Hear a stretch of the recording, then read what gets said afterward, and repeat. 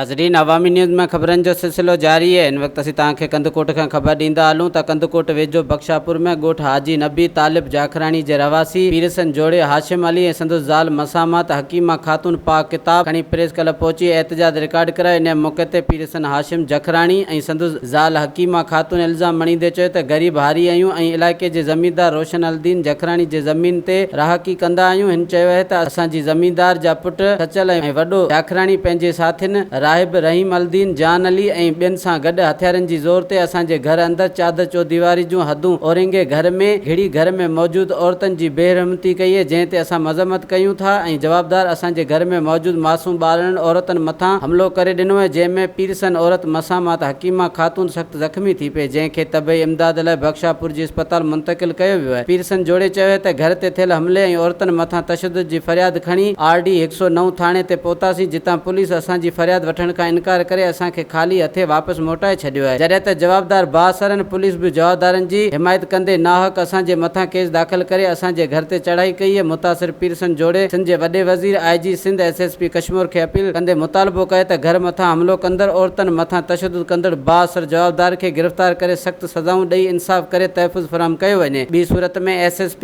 Office आॾो एहतजाज कयो वेंदो। वधीक ख़बरनि ऐं तफ़सील जे लाइ विज़िट कयो असांजी वेबसाइट awamiNewsHD.com ऐं ॾिसंदा रहो अवामी न्यूज़ HD।